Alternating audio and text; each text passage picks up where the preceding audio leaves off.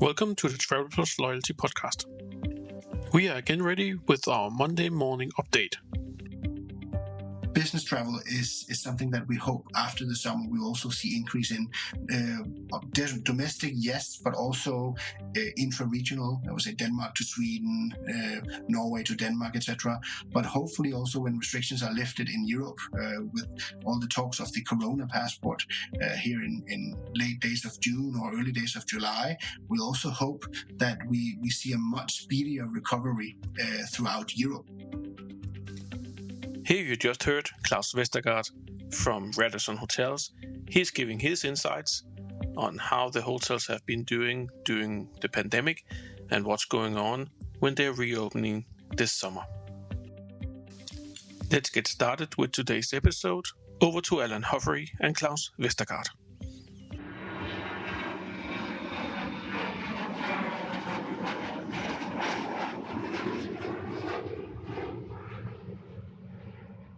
Welcome to today's podcast.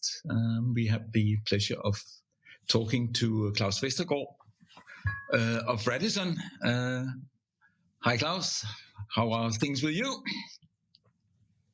Things are very well with me, Alan. Thanks for asking. How is things with you? Well, we can't complain at the moment. I think the world is opening up slowly, but opening up. So I would like to take the opportunity today to talk to you a little about all the things that Radisson has been through for the last one and a half year.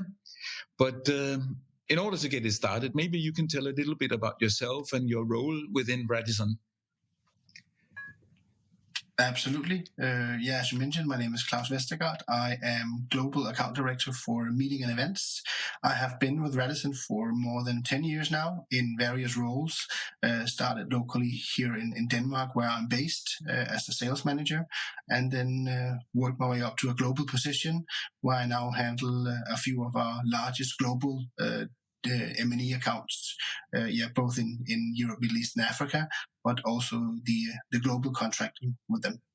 Oh, that sounds very interesting. Does that also include a lot of travel? It used to, I would say. Of course, since the pandemic hit back in March, I went from 100 to 150 days on the road per year to a complete big zero. So, of course, there's a lot of adjustments to that also in how we work and how we used to work. But everyone is, of course, getting, I would say, accustomed and also tired of the new normal. Of course, a Teams meeting is very nice and you can get a lot of things done, but the normal, I would say, interaction that you have with your clients face to face it's priceless. So hopefully, as you mentioned at the beginning, the world is opening up. Hopefully that we can get back on the road as well again and meet our clients as well. For a person who is outgoing and traveling the world like you have been doing, how has this pandemic been impacted you and your job and let's say Radisson as such? Of course, it's easy to say it has been awful because in a few ways it has. Because I think traveling also is a lifestyle for many people, and being on the road, experiencing, meeting new people, meeting new culture, and just interacting with clients and colleagues, that is absolutely a fantastic thing. But if you also need to have a few of, let's say, the positive glasses on, I think this has also given people time to think as well, also in regards to, let's say, the more important things in life. But I think it put things into perspective. I would say travel is definitely key for us also in doing business. You cannot do the same relations on a screen than you can do in real life.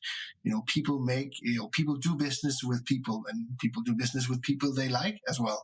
So of course that outgoing personality that a lot of people in sales have, at least, it's been difficult to let's say transform to the new normal. But hopefully things are looking up and getting back on the road. But I think in regards to putting things into perspective, of course, it's perhaps you also now realize that you don't have to do, travel to Stockholm for a meeting for 30 minutes and then fly back, but also a little bit more conscious traveling and smarter traveling than before, perhaps. Well, you're overlooking quite a large area, and a lot of things has happened since the start of the COVID. What would you say is the biggest impact it had had on let's say the way the hotel business is doing right now? A lot of things. If we take Copenhagen, of course, right now a lot of new hotels are popping up, and a lot of new things are happening, and still no guests. How do you foresee the rest of this year? How will that be for a hotel chain? And that is, of course, the absolute most important question to ask right now, because 2021 is an interim year, no matter how you twist and turn it. How Q3 and Q4 will be, that is the very exciting question as well. Hopefully, as the progress in regards to vaccine rollout and the different initiatives, and also all the restrictions are being lifted in most countries, at least, we do see a very positive trend. But as you correctly mentioned, it has not been fun being in the hotel industry since March 2020. I would say it's very varied from market to market. We have had markets, globally that has seen little effect. I wouldn't say that any market has seen no effects at all. I don't think anyone has, let's say, experienced no decline or anything in business coming in and people staying at the hotels. But of course, some markets have been hit much harder than others. Europe in general has been hit really, really hard and are still suffering, quite a lot, I would say, not just within Radisson, of course, but the hotel industry. We do see countries where we are in the very low recovery with only plus 10% occupancy. But we also see success stories in different parts of the world: Russia, Middle East, some countries in Africa, US. We've seen a really, really nice rebound. And already back when the pandemic hit, I would say in Europe, when in April or March, at least in 2020, we saw some good numbers coming out of China already. So the speed of recovery has been very different from market to market, I would say, and we still see the same now. It's very different how the markets react and how quick business is coming back, both on business travel and leisure and MICE. It's very, very different from market to market. Well, that's at least very encouraging news. Talking about China and bringing that one up, it has been the split of the Radisson. Could you elaborate a little more on the, for many people, strange split up of Radisson? Maybe you can share a little insight on that one that will help us understand. Absolutely. Yeah, the long story short, I would say, is that back in 2020, you're correct, there was a split between what we call Radisson Americas and then Radisson Rest of World. So Radisson in US, Canada, and also Latin America has been split from Radisson in EMEA and APAC. And let's say the number one reason is that on a global level, we have a Chinese owner, and US was not willing to, let's say, have us sharing numbers or sharing data on a global level. So there was a legal reason behind. That's the only reason that we needed to do that split. But hopefully, and let's say moving forward, we try now and we work hard to let's say minimize the irritation and the double work that our loyal customers do have, both in regards to, let's say, the Radisson Rewards program that is now being split between Radisson Rest of World and Radisson Americas. You can still earn your points both in Radisson Americas and anywhere in the rest of the world, but it's two different programs. But it's completely due to the legal, let's say, requirements by US. But let's see what the future brings in regards to this. But we are aiming and working very hard to make it as easy as possible for our clients. Talking about the experience now as a guest walking into a hotel, what would you, or in your words, be the biggest changes that one will have to take into account for the next few months? Let's just talk Europe-wise. What kind of measures do Radisson have in place?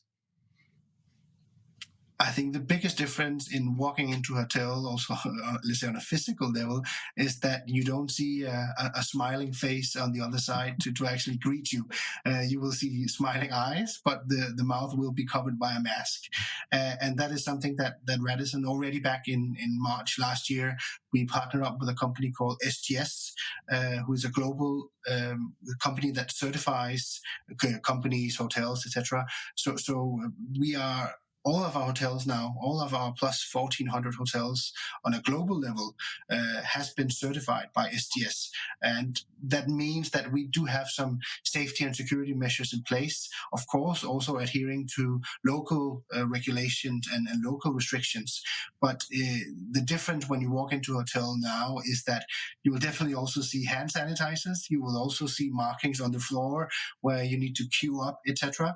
We aim absolutely to let's say have the most minimal impact on the overall, let's say, the overall atmosphere of the hotel. But of course, safety and security is number one priority. Absolutely. One of the biggest challenge that we see basically when people are reporting back on some of the forums are the communications. So how have you done communication wise within the group to ensure that your loyal clients are updated on but more importantly also you need to fill up with a lot of new potential guests. So how communication wise are you doing let's just take reopening of Europe? Where can one find the information? What about the hotels? Will there be hotels opening quicker than other hotels? 1,400 hotels is a lot, and in particular for Europe and where most of our listener will be able to go to within the next one or 2 months. Where would they find information on things like that? On an overall level, I would say that the best way to find that information is on RadissonHotels.com. But we have been in, I would say, quite a fortunate situation in the fact that we have not had many hotels closed during this pandemic. Of course, back in March last year, we saw a larger number of hotels being closed than we do now. But just as an example, we will have less than 3 or 4% of our European portfolio closed in June, for example. So we have a few hotels opening up within the next weeks, and only hotels in very restricted areas, or I would say hotels that will not open for the remainder of the year due to renovation, etc. They are still closed. But otherwise, we're quite fortunate in actually having almost updated portfolio in regards to openings. But in regards to communication, we communicate a lot, as I said, on the Radisson Hotels website, on LinkedIn, on those different channels as well. Social media, we have teams, of course, providing that information. So I just saw today that we are opening a new hotel that's not, let's say, a reopening, but it's a completely new hotel that we are opening in Bodrum in Turkey. Very nice Radisson Collection Hotel, and that has been just announced a few hours ago on LinkedIn. So LinkedIn is definitely a channel that we use a lot, both on management level and Radisson as a whole. Talking about sort of all what is happening right now, and of course I know that you don't have the crystal ball to give all the answers, but how do you envision sort of the opening up? Germany is still closed. You can't drive through Germany at the moment unless you have a very, very, very good reason. But the planning as such, when is your estimation that things will be back to some kind of normal in Europe?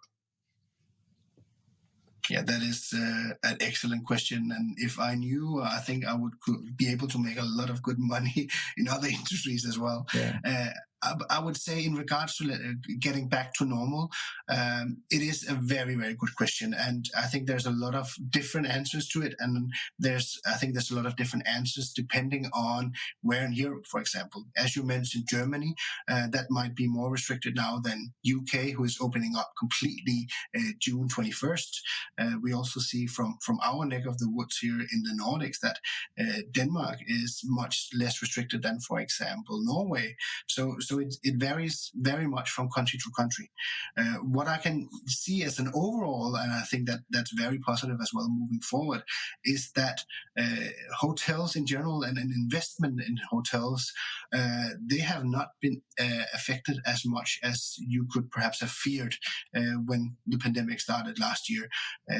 Hotel investment is still a very much long-term strategy, and in 2020, which was, no matter how you twist and turn it, not a good year for hotels, we contracted more than 40 new hotel openings just in 2020 alone. And the pipeline that we see from Radisson in 2021 is just as good as it was in 2020. So we do see that there's definitely still that demand in the years to come. As I said, this is hotel investment is definitely a long-term investment, but we now see a huge growth opportunity also after this pandemic. We launched a brand called Radisson Individuals, which is, and also a long story short, it's a hotel brand that is kind of an umbrella where you as a standalone hotel or a standalone, let's say smaller operator of hotels will actually be in the Radisson umbrella in regards to distribution, sales, marketing, etc., but still keep your own identity. And this has, I wouldn't say created out of the pandemic, but it has given new opportunities for a company like Radisson to actually grow with a new brand and perhaps also touching new segments that has not been available before as a large hotel chain. Now we have individual hotel chains under our umbrella as well. So we do see a really, really strong and exciting future ahead of us in the hotel game. That sounds very good. So, what can we expect here in the Nordics? Any news on REITs or hotels coming up, or anything you can share with us right now, or is it still under wraps? I can, of course, share a little bit in what we have confirmed right now. In 2020, we opened one new hotel in Nordics, which was Radisson Red in Aarhus, which was also the first Radisson Red in the Nordics. But that brand is something that we see there is a potential to further develop in the Nordics. So we're opening up 2 new Radisson Reds in Oslo area as well. Next year, we're also opening up Radisson Red in Iceland. I think in 2020 or 2023, in 2022 or 2023. So we do see some exciting new things coming up. But I would say the growth in our portfolio, we are quite strong in the Nordics. We are present in most major cities at least. But where we as a brand in regards to Radisson have been, let's say, lacking a bit of presence has been Italy and Spain. Those 2 countries is something that we see now a tremendous growth in. We are opening up plus 10, 15 hotels, new hotels in Italy just within the next year and a half. And also a good handful of hotels is now announced in Spain in cities where we have not been present before. Bilbao, Seville, we're opening new Red in Madrid. So a lot of interesting destinations from a Radisson perspective is definitely in the pipeline. So let's see, more news to come on that one as well. What, in your opinion, is the biggest difference between the normal Radisson and the Radisson Red? Yeah, and that's the beauty of a brandscape like we have in Radisson with different, I would say, different brands and different levels. That is most of them are all related to Radisson. Like you have Radisson Collection, which is our, I wouldn't say 5-star, but it is our top brand and top hotels that we have that as a brand. But the difference between what we normally have here in Europe is the Radisson Blue, which is a 4 or 5-star hotel. The Radisson Red will be I would say just below the Radisson Blue, meaning that it's not often a full service hotel, but you, for example, instead of a minibar, you have a kiosk in the lobby, and you have not the old school way of doing hotels where you have people in suits checking you in, etc. Radisson Red is much more technology driven, where you go directly to your room with your app, for example. So that's, I would say, that's the biggest difference. What we branded Radisson Red as when it was launched 4 or 5 years ago is that it was for the millennial mindset. So we are not touching on anyone's age. It's more of a mindset. So it is definitely more focusing on minimalistic design and technology. Yeah. You also look after mice in your portfolio. So the forecast for mice, the next, let's say, the rest of this year, would that be more local, or would people, or are they starting to book out from the normal home bases? Local and domestic business is definitely where we see the business coming in right now. For example, we are still hosting meetings, but of course not the big numbers with 200, 300, 400 people right now, at least here in Nordics and Europe. But where we see the pickup is definitely more domestic. But already in Q4, we have seen actually quite a lot of pickup, especially from the last month and a half, where we actually seen a lot of larger requests as well coming in for Q4, especially October, November, also with international participants. And of course, everything right now is depending on how the pandemic is progressing. Is the vaccine rolling out fast enough? Are people feeling secure and safe and actually traveling? Because of course, that's the big question. You can have a very healthy pipeline, but if restrictions don't allow events to take place, for example, it's also very difficult to actually host them. So of course, we are watching closely how the pandemic is progressing, but there is definitely optimism already in the later stage here of 2021. Sort of on our closing here for today. How does the forward booking looks? I'm not going down to talk about specific percentage, but how does it look? And in your forecast, where are people from the Nordics actually seeking hotels? I would say it definitely also depends on the segment. What we see for leisure, for example, that's the thing that we are having back the fastest. That's the short breaks, that's the staycations, that is you being guest in your own city as well. That's what we've seen also during the pandemic when restrictions allowed it, at least. That is definitely the segment that we had back the first. Business travel is something that we hope after the summer we'll also see increase in domestic, yes, but also intra-regional. I would say Denmark to Sweden, Norway to Denmark, etc. But hopefully also when restrictions are lifted in Europe, with all the talks of the Corona passport here in late days of June or early days of July, we'll also hope that we see a much speedier recovery throughout Europe, at least. Of course, the large international travel, US to Europe, Asia to US, etc., that is definitely what we see in our numbers, is the one that is recovering the slowest, which of course makes sense. But here I know that there's a lot of other solutions like hybrid meetings, etc. And of course, the digitalization is definitely also taking place. But as I mentioned at the beginning, you cannot beat a face-to-face meeting with a team meeting. It is something completely different. And I don't think I'm that old-fashioned age-wise or mentally, but you cannot compete with a face-to-face interaction versus a face-to-screen interaction, so to speak. I think we all agree on that, and hopefully for the business that everybody thinks likewise. Sort of my last question for today, in order to keep my loyalty card with you guys, can I expect any good offers here during the summertime? a lot of good offers, especially also on the website. There's definitely campaigns as well. What we have done in regards to your gold card, for example, is that I would say the industry in general has been quite good in extending loyalty, both in regards to points expiration, but also in regards to your, let's say, your gold expiration cards. So that's definitely something we do appreciate. The loyal customers, that's also the ones that will get us through this crisis on an overall level. So of course, loyalty is definitely key for us. So yes, have a look at RadissonHotels.com and see if you can find your next nice staycation with us, or perhaps if and when, hopefully as well, sooner than later, the countries are opening up more and more, then hopefully we will go back to our old habits and visiting lovely other countries and living a little bit more.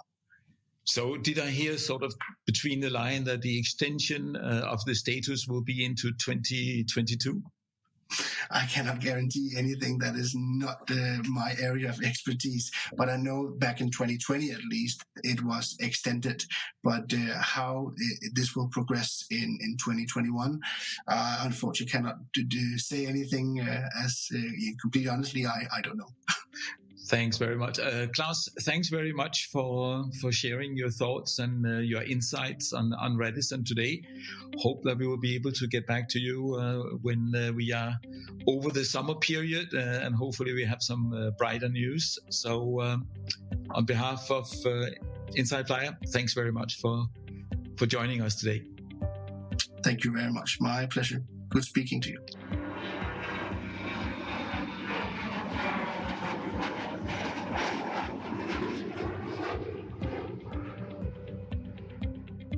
That marks the end of this episode of our Monday morning update. We from the Travel Plus Loyalty podcast team wish you a very good day, and if you do travel, then we wish you a safe travel.